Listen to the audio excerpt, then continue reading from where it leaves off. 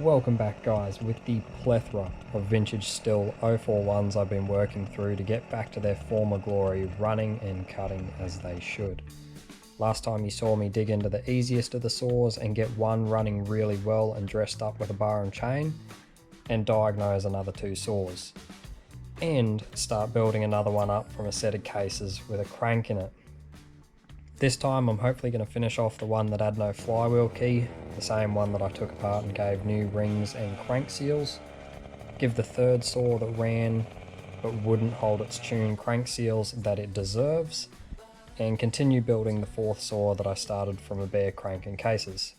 But without further ado, let's get into the video and see how far I make it. Alright, that one's sitting up here now too. I'm waiting for a few little parts for it. I need to get a spark plug lead and boot, put a couple of bolts in, put the intake and that on, and put the flywheel on. I need to get another one of those nylon inserts for it as well, because it's, as you can see, a CDI ignition or electronic ignition. So I got another complete looking bottom end here. I've had a look at it, all the bearings seem good, the piston's in great shape, it's a size C, so I found myself a size C cylinder, that's also in pretty good shape. Got some new rings there, and gonna whack this thing together as much as I can, like that one. Then they're all waiting for parts to arrive, so when parts do arrive, I can just chuck it on all of them and basically get them up and going. Now this might be a little bit confusing through the video, switching and swapping to different saws all the time, but I'll try to make it as simple as I can to keep up with. So anyway, let's get into that.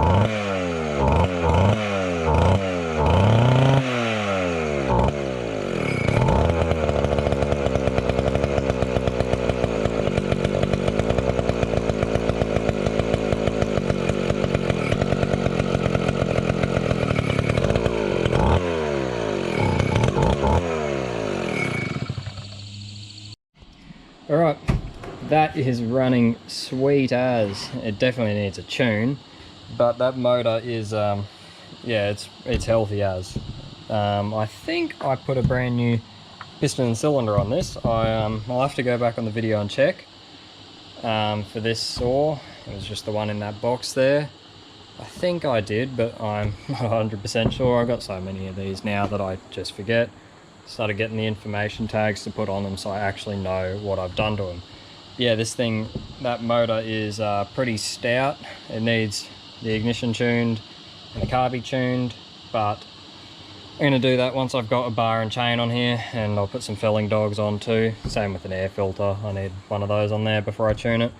Simply because I like tuning with a bit of load, spinning the chain just a slight bit of load rather than just free revving the guts out of the motor. So we got a bar and chain and an air filter for this, whack them on whenever they arrive, as well as some felling dogs, and we'll give it a tune, and this one will be out the door as well. But that is a great little success on this motor. So yeah.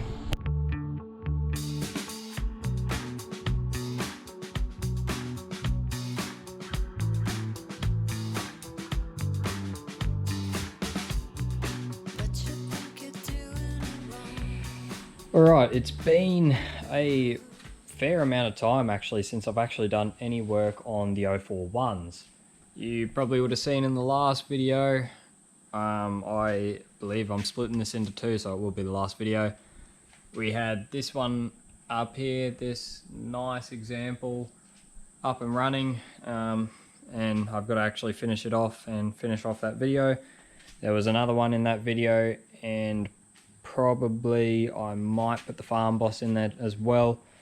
We'll see, but we're going to dig back into these, considering they're kind of just sitting here at the moment waiting on me to actually do stuff on them. I've got this one here which is complete, but that carburetor's loose. I don't know why, but we'll dig into that and see, which will be good because I need to see the carburetor setup and intake setup and put some of my spares onto that one to finish that one off. Also get all of this finish off the side, the flywheel, all that kind of thing, recoil.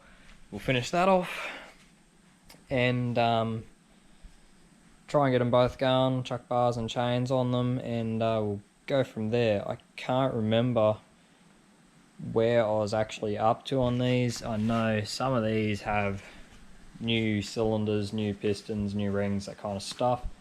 I know that one definitely does, I'm pretty sure. It'll say on that tag up there. These ones I'm not too sure on. I believe this is a new cylinder here, which, yeah, I believe it is. Not sure about this one or this one though, but I'll get into them. This is just as I found it. So we'll dig into them and go from there.